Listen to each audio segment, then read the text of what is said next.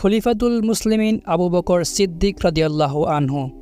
বইটি থেকে আপনি আবু বকর সিদ্দিক রাদিয়াল্লাহু আনহু এর বংশ, ইসলামী দাওয়াত, মদিনায় হিজরত, তার বাহিনী, কীভাবে তিনি খিলাফত অর্জন করেছিলেন, এক কথায় আপনি আবু বকর সিদ্দিক রাদিয়াল্লাহু আনহু সম্পর্কে বিস্তীর্ণ বর্ণনা পাবেন এই বই থেকে। খালিদ রাদিয়াল্লাহু আনহু এর হজ, শামের দিকে রওনার নির্দেশ এবং মুসান্নার হাতে ইরাকের নেতৃত্ব ভার অর্পণ। 1. খালিদের হজ এবং শামের দিকে রওনার নির্দেশ। খালিদ ইবনুল ওয়ালিদ রাদিয়াল্লাহু আনহু 10 দিন ফিরাজে অবস্থান করেন। 12 হিজরির 25 জুলকাদায় সেনাবাহিনীকে হীরা অভিমুখে রওনার নির্দেশ দেন। অগ্রবর্তী বাহিনী চেয়েছিলেন আসিম ইবনু আমর, পেছনে ছিলেন শাজারা ইবনুল আজ। বাহ্যত তিনি দেখাতে চাচ্ছিলেন তিনি পশ্চাৎ বাহিনীর সঙ্গে আছেন, কিন্তু অত্যন্ত গোপনে অল্প কয়েকজন সাথী নিয়ে হজের উদ্দেশ্যে মসজিদে হারামের দিকে রওনা হয়ে যান। মক্কায় যেতে তিনি অপরিচিত একটি পথ ধরে চলছিলেন, ফলে তাকে চরম প্রতিকূলতার মধ্য দিয়ে এগিয়ে যেতে হয়। তিনি দ্রুত গতিতে চলতে থাকেন এবং একসময় মক্কায় গিয়ে ওই বছরের হজ পেয়ে যান। হজ সম্পাদন করে তার বাহিনী হীরায় পৌঁছার আগেই নিজে সেখানে চলে যান। আবু বকর রাদিয়াল্লাহু আনহু ব্যাপারটি জানতে পারেননি। পরে হাজিদের মুখে ঘটনাটি জানতে পেরে সেনাদলকে এভাবে ছেড়ে যাওয়ার তাকে তিরস্কার করে লেখেন, পত্র পাওয়ার সঙ্গে সঙ্গে তুমি ইয়ারমুকের মুসলিম বাহিনীর কাছে চলে যাও। সেখানকার মুসলিম বাহিনী কঠিন বিপদে আছে। সাবধান, যা করেছ দ্বিতীয়বার আর তা করবে না। আল্লাহর বিশেষ অনুগ্রহ যে শত্রু বাহিনী আক্রমণ করে বসেনি, আর ওরা যে বিপজ্জনক পরিস্থিতিতে আছে, তুমি ছাড়া অন্য কেউ তা সহজে সমাধা করতে পারবে বলে মনে করি না। আবু সুলাইমান, তোমার নিষ্ঠা এবং সৌভাগ্য মোবারক হোক। নিজ দায়িত্ব আদায় করে যাও। আল্লাহ তোমার জন্য তার অঙ্গীকার পূরণ করবেন। সাবধান, তোমাকে যেন আত্মতুষ্টি পেয়ে না বসে, নতুবা ক্ষতি ও লজ্জার শিকারে পরিণত হবে। সাবধান, নিজের কোনো অনুগ্রহের দরুন কাউকে কখনো খোটা দেবে না, কারণ বাস্তবে আল্লাহই অনুগ্রহ করে থাকেন, তিনিই মূল প্রতিদান দাতা। আবু বকরের এই পত্র থেকে অনুমান করা যায় তিনি সকল সফল নেতাদের প্রতি কী পরিমাণ নজর রাখতেন, তাদের কেমন পরামর্শ, উপদেশ ও উৎসাহ দিয়ে ধন্য করতেন, যার ফলে তারা আল্লাহর অনুগ্রহে বিজয় ও সম্মান কুড়িয়ে নিতেন। 1. আবু বকর রাদিয়াল্লাহু আনহু তাকে ইরাক ছেড়ে শামে চলে আসার নির্দেশ দিয়েছিলেন। তার আশা ছিল এতে আল্লাহ সেখানকার মুসলিমদের বিজয়ী করবেন। 2. তাকে উপদেশ হিসেবে বলেছিলেন খলিফাকে না জানিয়ে তার হজ করা ঠিক হয়নি, ভবিষ্যতে যেন এর পুনরাবৃত্তি না হয়। 3. তাকে ভারসাম্যপূর্ণ আচরণ করার এবং দৃঢ় থাকার উপদেশ দিয়েছিলেন। নিয়তকে খাঁটি রেখে চেষ্টায় লেগে থাকার গুরুত্বারোপ করেছিলেন। 4. আত্মতুষ্টি এবং আত্মম্বরিতা থেকে দূরে থাকার উপদেশ দেন, কারণ এতে আমল ধ্বংস হয়ে যায় এবং তা আমলকারীর মুখে ছুড়ে দেওয়া হয়। মানুষকে অনুগ্রহ করে ক্ষুধা দেওয়া থেকে নিষেধ করেন, কারণ প্রকৃত অনুগ্রহকারী হচ্ছেন আল্লাহ। তার দেওয়া তৌফিকই অনুগ্রহ করা সম্ভব হয়ে থাকে।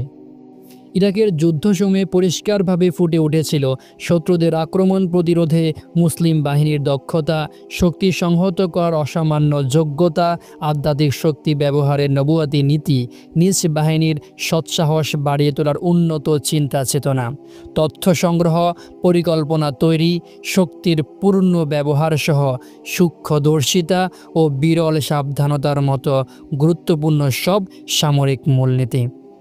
খালিদ রাদিয়াল্লাহু আনহু ইরাকের যুদ্ধসমূহে তার সুযোগ্য সহচর মুসান্না ইবনুল হারিসার হাতে ইরাকের যুদ্ধভার অর্পণ করে সেখান থেকে অর্জিত বিপুল অভিজ্ঞতা নিয়ে রোমান শক্তির মোকাবিলার উদ্দেশ্যে শামের দিকে বেরিয়ে পড়েন।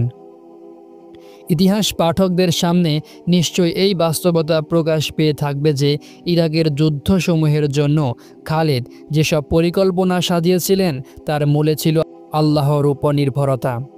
এরপর ছিল সূক্ষ্ম তথ্য সংগ্রহ তথা উন্নত গোয়েন্দা তৎপরতা। এর মাধ্যমে এই কথাও প্রমাণিত হয় যে তার যোগাযোগ ব্যবস্থা ও গোয়েন্দা কার্যক্রম ছিল অত্যন্ত গতিশীল। আর এই কার্যক্রম পরিচালিত হচ্ছিল মুসান্না ইবনুল হারিসা আশ-শাইবানির মতো তীক্ষ্ণ বুদ্ধিসম্পন্ন নেতৃত্বের মাধ্যমে। তার মধ্যে একদিকে যেমন ছিল অসামান্য সামরিক যোগ্যতা, শৃঙ্খলা পরায়ণতা ও বিরল নেতৃত্ব গুণ, তেমনই ছিল ওই অঞ্চলের ভৌগোলিক অবস্থান সম্পর্কে বেশ জানাশোনা। তিনি ছিলেন বনু বকরের শাখা বনু শাইবানের সদস্য। তারা ইরাক সীমান্তের ফুরাতের তীরে বসবাস করত। তাদের এলাকার পরিসর হাইট পর্যন্ত গিয়ে সমাপ্ত হয়েছে। তাদের ভৌগোলিক অবস্থান ছিল বার্তা আদান প্রদান ও গোয়েন্দা তৎপরতার উপযোগী। তাই ইরানিদের যে বাহিনী সক্রিয় হয়ে উঠত, মুসান্না তার খবর দ্রুত পেয়ে যেতেন। এমনকি কিসরার দরবারে ছোট বড় যাই ঘটত, উপযুক্ত সময়ে তা তার অজানা থাকত না। খালিদের নামে আবু বকরের পত্র ছিল নিম্নরূপ: ইরাক ছেড়ে চলে এসো, সেখানকার নেতৃত্ব ওই ব্যক্তির কাছে ছেড়ে এসো যে তুমি যাওয়ার আগে সেখানকার আমির ছিল। এরপর যারা ইয়ামামা থেকে তোমার সঙ্গে ইরাকে গিয়েছিল, যারা রাস্তায় তোমার সঙ্গে যোগ দিয়েছিল এবং যারা হিজাজ থেকে তোমার কাছে গিয়েছিল, তোমার সে সকল সাথীকে বরাবর 2 ভাগে ভাগ করে 1 ভাগ সেখানে রেখে 1 ভাগ সঙ্গে নিয়ে শামে ইবনুল জাররার সঙ্গে মিলিত হও। সেখানে গেলে তুমিই হবে বাহিনীর সর্বাধিনায়ক। ওয়াসসালামু আলাইকা ওয়া রাহমাতুল্লাহ। খালিদ শামে রওনা হওয়ার পূর্ণ প্রস্তুতি গ্রহণ করে সেনাবাহিনীকে 2 ভাগে ভাগ করেন। অর্ধেক ইরাকে মুসান্নার কাছে রেখে বাকি অর্ধেক নিজের সঙ্গে নিয়ে যান। তবে সেনাদলে যে সকল সাহাবী অংশগ্রহণ করেছিলেন তাদের তিনি নিজের দলে রাখেন। মুসান্না এই ব্যাপারে অভিযোগ উত্থাপন করে বলেন, যতক্ষণ আবু বকরের সিদ্ধান্ত বাস্তবায়ন না করা হচ্ছে ততক্ষণ আমি এই বন্টন ব্যবস্থায় রাজি হব না। আপনি অর্ধেক সাহাবীদের নিয়ে অর্ধেক আমার কাছে রেখে যান। আল্লাহর শপথ, তাদের মাধ্যমে তো আমি আল্লাহর সাহায্য ও বিজয়ের আশা করতে পারি। আপনি আমাকে তাদের কল্যাণ থেকে বঞ্চিত করবেন না। খালিদ রাদিয়াল্লাহু আনহু রওনা হওয়ার পূর্বেই তার কাছে আবু বকরের পত্র এসে পৌঁছে। ওই পত্রে তিনি কাদের সঙ্গে নিয়ে যাবেন, কাদের রেখে যাবেন সে সম্পর্কে নির্দেশনা ছিল। তিনি লিখেছিলেন, খালিদ, যেভাবে তুমি তোমার সঙ্গে সম্মান ও মর্যাদার অধিকারীদের নিয়ে যাবে, একইভাবে মুসান্নার জন্য তাদের একটি অংশকে রেখে যাবে। এরপর আল্লাহ যখন শামে তোমাকে বিজয় ও সাহায্য দ্বারা ধন্য করবেন, তখন তুমি তাদের ইরাকে পাঠিয়ে দেবে। নিজেও সেখানে ফিরে এসে কাজে জড়িয়ে পড়বে। এরপরও খালিদ রাদিয়াল্লাহু আনহু মুসান্নাকে সন্তুষ্ট করার চেষ্টা চালিয়ে যেতে থাকেন। তিনি সাহাবীদের পরিবর্তে বীরত্ব ও ধৈর্যে বিখ্যাত বড় বড় বাহাদুর ব্যক্তি মুসান্নাকে দিতে থাকেন। অবশেষে মুসান্নাও রাজি হয়ে যান। খালিদ রাদিয়াল্লাহু আনহু তার বাহিনীকে একত্র করে দুর্গম তৃণহীন মরুভূমি হয়ে শামের দিকে রওনা দেন। তিনি রাস্তাঘাট সম্পর্কে অভিজ্ঞ ব্যক্তিদের জিজ্ঞেস করেছিলেন, কোন পথ ধরে এগিয়ে গেলে আমরা রোমানদের অবস্থান স্তরের পেছনের দিকে থাকব। আমরা যদি আগেই তাদের মুখোমুখি হয়ে পড়ি তাহলে আমাদের উপস্থিতি মুসলমানদের কোনো কাজে আসবে না। লোকেরা বলে, এই ব্যাপারে আমাদের কেবল একটি রাস্তায় জানা আছে, কিন্তু সে রাস্তাটি ভয়ঙ্কর ও ঝুঁকিপূর্ণ। সেনাদল ওই পথের সকল সহ্য করতে পারবে না। একাকী সফর করলেও মুসাফিরের জন্য এই পথে প্রাণ যাওয়ার প্রবল আশঙ্কা থাকে। ঘোড়া এবং মালসামানা নিয়ে যাওয়া তো প্রায় অসম্ভব। 5 রাত পর্যন্ত পানির চিহ্ন পাওয়া যাবে না। খালিদ রাদিয়াল্লাহু আনহু, পথ যতই দুর্গম ও ঝুঁকিপূর্ণ হোক, আমাদের জন্য দরকার হচ্ছে রোমানদের পেছনের দিকে উপস্থিত হওয়া। তিনি ঝুঁকিপূর্ণ এই রাস্তাটি বেছে নেন। তবে রওনা হওয়ার সময় পথপ্রদর্শক রাফি ইবনু উমাইর বলেন, সঙ্গে করে বেশি পরিমাণ পানি নিন। খালিদ তখন নির্দেশ দেন, উটগুলোর ঠোঁট কেটে দাও, যাতে ওরা ওদের পেটের ভেতর থেকে পানি খেয়ে শেষ করে ফেলতে না পারে। এরপর সাথীদের উপদেশ স্বরূপ বলেন, আল্লাহর সাহায্য থাকা অবস্থায় মুসলমানদের জন্য কোনো কিছুর পরোয়া করা উচিত নয়। পথপ্রদর্শক রাফি ইবনু উমাইর তাদের নিয়ে এমন এক পথ ধরে রওনা হন যা ছিল ভয়াবহ রকম দুর্গম, যেখানে পানি এবং জনবসতি নেই বললেই চলে। বিশেষ করে কারাকির থেকে শিবা পর্যন্ত অঞ্চল বেশ দুর্গম ছিল। তবে রাস্তাটি শাম যেতে অন্যান্য পথ অপেক্ষা সংক্ষিপ্ত ছিল। খালিদ তার বাহিনীর সামনে এই দুর্গম পথ নির্বাচনের কারণ খুলে বলেন, তিনি বলেছিলেন এই পথ ধরে এগোলে দ্রুত ও গোপনীয়তার সঙ্গে সেখানে পৌঁছা সম্ভব হবে। রাফি ইবনু উমাইর খালিদের কাছে আগে থেকে বড় বড় 20টি উট প্রস্তুত রাখতে আবেদন জানিয়েছিলেন। তার দাবি পূরণ করা হলে রাফি কয়েকদিন যাবৎ উটগুলোকে এক ফোঁটা পানীয় পান করতে দেননি। যখন উটগুলো পিপাসায় অস্থির হয়ে ওঠে তখন সেগুলোকে খুব পরিতৃপ্ত করে পানি পান করান। উটগুলো পানিতে পেট ভরে নেয়। এরপর উটগুলো যাতে তাদের পেটের ভেতরকার পানি পান করতে না পারে এজন্য সেগুলোর ঠোঁট কেটে মুখে মুখোশ পরিয়ে নেন। সবশেষে তিনি খালিদকে বলেন, এবার রওনা হতে পারেন। ঘোড়াগুলোর উপরে মালসামানা উঠিয়ে নেন। রাস্তায় সেখানে অবস্থান করবেন। সেখানে এই উট থেকেই একটি একটি করে জবাই করে পানি বের করা হবে। এরপর মুসলিম বাহিনী কারাকির থেকে ওই পথ ধরে অগ্রসর হতে থাকেন। কারাকির ছিল মরুভূমির কাছাকাছি ইরাকের শেষ শহর। এখান থেকে পথটি প্রথমে শামের সুবা বস্তিতে গিয়ে পৌঁছে। দুই বস্তির মধ্যখানে দূরত্ব ছিল 5 রাতের সমান। মুসলিম বাহিনী দিনে বিশ্রাম নিত এবং রাতে পথ চলত। খালিদ অনেক যাচাই বাছাইয়ের পর রাফি ইবনু উমাইরের উপর আস্থা স্থাপন করেছিলেন। এছাড়া তিনি তারকারাজ্যের গতিপথ সম্পর্কে অভিজ্ঞ মেহরাজ আল মুহারিবিকেও সঙ্গে নিয়েছিলেন। তারা কেবল রাতে ও ভোরেই সফর করতেন। দুপুরে মরুভূমির উত্তপ্ত হয়ে উঠলে থেমে যেতেন, যাতে একদিনে 2 মঞ্জিল পরিমাণ পথ অতিক্রম করতে পারেন। এদিকে সেনাপতি খালিদ ইবনুল ওয়ালিদ রাদিয়াল্লাহু আনহু তার বাহিনীকে পায়ে না হেঁটে বাহনে চড়ে পথ চলার নির্দেশ দিয়েছিলেন, যাতে বাহিনীর শারীরিক সক্ষমতা ঠিক থাকে এবং শাম পৌঁছার আগেই ক্লান্ত হয়ে না পড়েন। যাত্রা পথে তারা সেখানে অবস্থান করতেন। সেখানে 2-1টি করে উট জবাই করে এগুলোর পেটের ভেতরকার পানি ঘোড়াগুলোকে পান করাতেন আর নিজেদের সঙ্গে করে নেওয়া পানি নিজেরা পান করতেন। 5ম দিন পানি শেষ হয়ে গেলে খালিদ সঙ্গী সাথীদের পিপাসার ব্যাপারে শঙ্কিত হয়ে রাফিকে বলেন, এই সংকটের সমাধান কি? রাফি তখন চোখ ওঠা রোগে পেয়ে বসেছিলেন। তিনি লোকজনকে বলেন, আপনার এখানে ছোট্ট হলেও একটি আউসাজ গাছ খুঁজে বের করুন। অনেক খোঁজাখুঁজির পর এর একটি ছোট্ট ডাল সংগ্রহ করা সম্ভব হয়।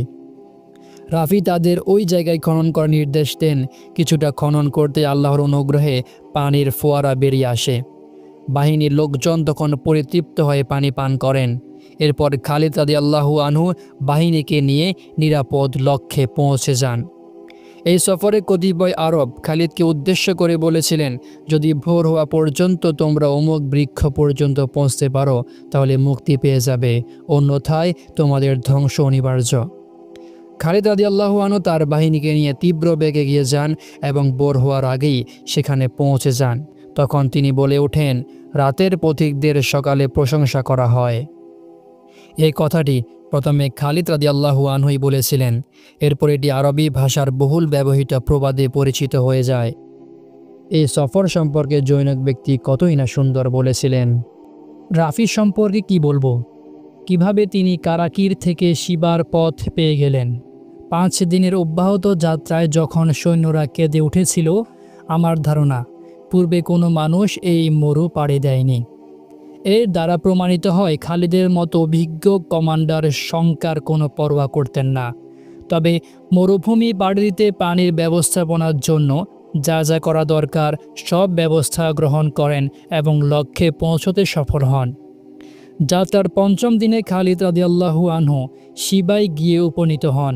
এটি ছিল শাম এলাকার প্রথম বস্তি। তারা তখন রোম বাহিনীর পেছন দিকে ছিলেন। মাত্র 5 দিনের ভেতর বিস্ময়কর সব বিপদ ঠাসায় এই কঠিন মরুভূমি পাড়ি দেওয়া ছিল সম্পূর্ণ অলৌকিক ব্যাপার। কিন্তু খালিদের ইমানের দৃঢ়তা এবং সংকল্পের সামনে সকল বাধা পরাজিত হতে বাধ্য হয়। দুর্গম বিপদ সংকুল পথও তার জন্য হয়ে ওঠে মসৃণ। খালিদ রাদিয়াল্লাহু আনহু শামের প্রথম সীমান্ত আদাকে পৌঁছে সেখানে হামলা চালান। জায়গাটি তিনি অবরোধ করে সন্ধির মাধ্যমে স্বাধীন করেন। এরপর পালমিরার দিকে এগিয়ে যান। সেখানকার লোকজন দুর্গবন্দী হয়ে পড়ে। তারা নিরাপত্তা কামনা করলে তিনি তাদের সঙ্গেও সন্ধি করেন। পালমিরা থেকে বেরিয়ে কারিয়াতাইন পৌঁছান এবং সেখানে যুদ্ধের মাধ্যমে বিজয় অর্জন করেন। কারিয়াতাইন বিজয় শেষে হাওয়ারিন অভিমুখে এগিয়ে যান। পরে সানিয়া নামক এলাকায় পৌঁছে সেখানে উকাব পতাকা উত্তোলন করেন। এই পতাকাটা ছিল রাসূলের পতাকা। এরই সূত্রে পরবর্তীকালে এই জায়গার নাম হয় সানিয়াতুল উকাব। এরপর যখন আজরা হতে পথ অতিক্রম করেন তখন এই এলাকাও পদানত করে গাসসানীদের কাছ থেকে প্রচুর গনিমত অর্জন করেন। এভাবে একের পর এক এলাকা জয় করে অবশেষে দামেস্কের পূর্ব দিক হয়ে বসরায় যুদ্ধরত সাহাবীদের কাছে পৌঁছে যান। বসরার শাসক তখন সন্ধি করে শহরটি মুসলমানদের হাতে ছেড়ে দেয়। আলহামদুলিল্লাহ, এটাই ছিল শামের সেই শহর যা মুসলমানরা জয় করে নিয়েছিলেন। খালিদ রাদিয়াল্লাহু আনহু বিলাল ইবনে হারিস মুজানির মাধ্যমে গাসসান থেকে লাভ করা গনিমতের 1/5 খলিফার দরবারে পাঠিয়ে দেন। এরপর আবু উবাইদা ইবনুল জাররাহ, মিরসাদ এবং শুরাহবিল রাদিয়াল্লাহু আনহুদের সঙ্গে মিলে রোমান বাহিনী কর্তৃক তাড়িয়ে ফেরা আমর ইবনুল আসের কাছে পৌঁছে যান। এর ফলেই সংঘটিত হয় ঐতিহাসিক আজনাদাইন যুদ্ধ। খালিদ রাদিয়াল্লাহু আনহু কেবল মুসলিম বাহিনী সহায়তা উদ্দেশ্যেই অন্তহীন বিপদ মোকাবিলা করে অত্যন্ত দ্রুত এবং আচমকা শামে এসে পৌঁছান। অথচ তখনকার অবস্থার পরিপ্রেক্ষিতে এই দুর্গম মরুভূমি পাড়ি দেওয়া ছিল প্রায় অলৌকিক ব্যাপার। লিওয়া মাহমুদ শীত খাত্তাব বলেন, খালিদ কর্তৃক অত্যন্ত দ্রুত গতিতে এবং গোপনীয়তার সঙ্গে বিপদ সংকুল মরুভূমি পাড়ি দেওয়ার নজির আমি সামরিক ইতিহাসে দ্বিতীয়টি খুঁজে পাইনি।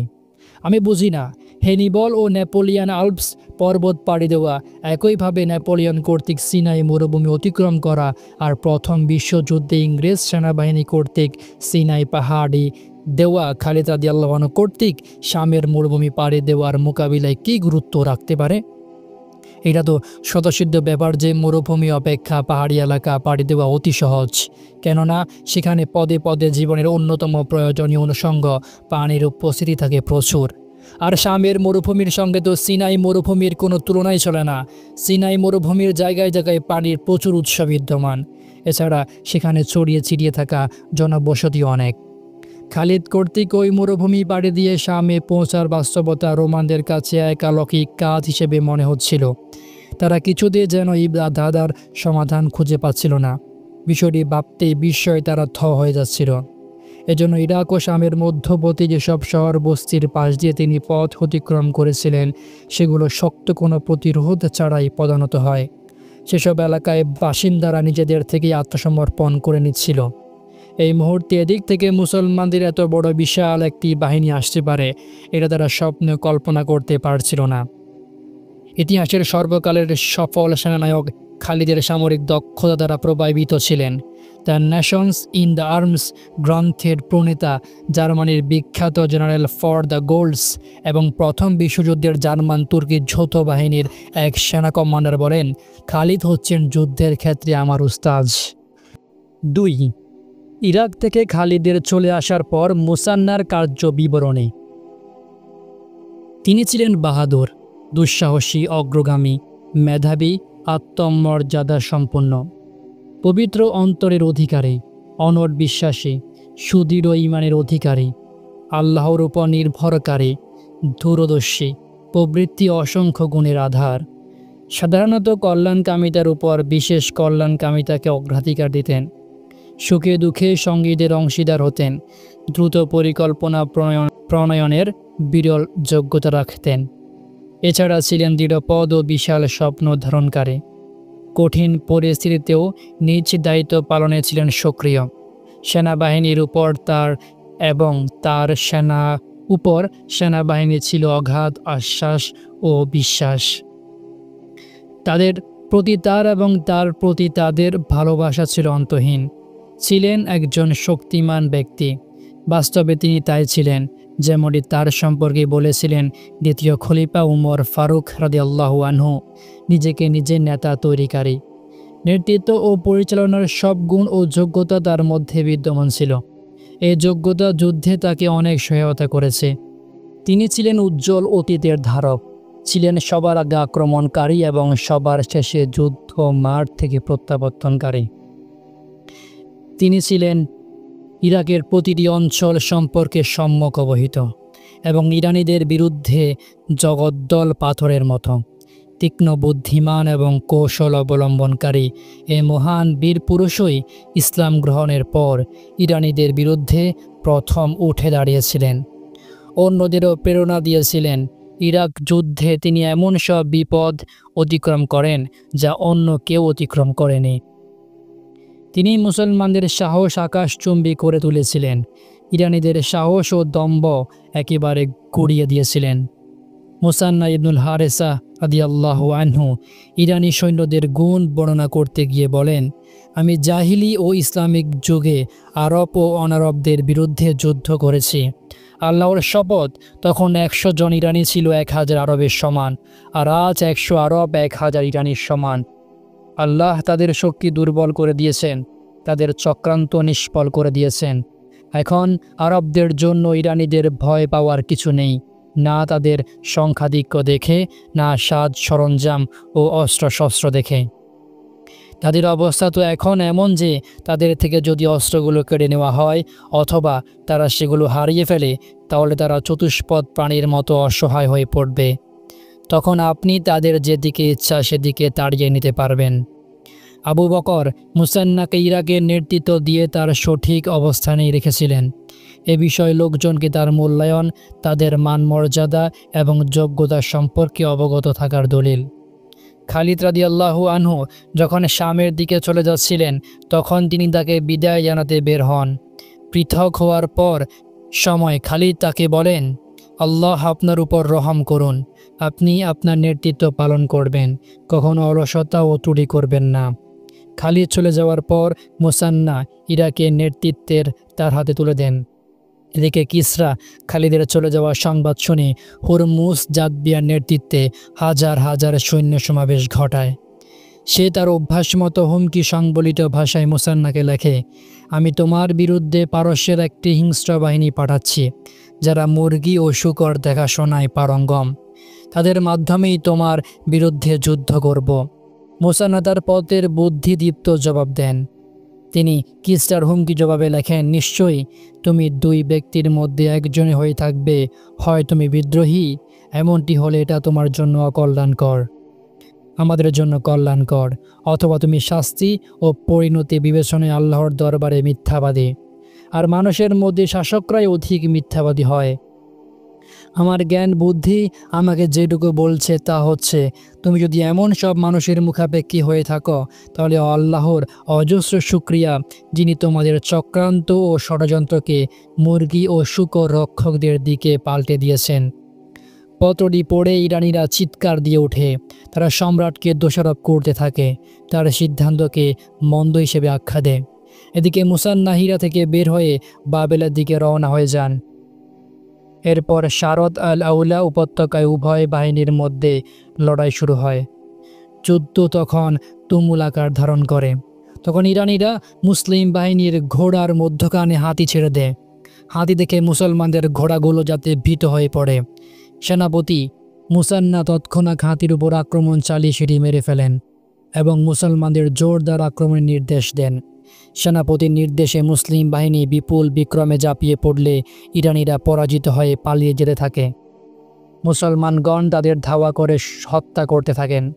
এই যুদ্ধে মুসলমানরা প্রচুর গনিমত অর্জন করেন।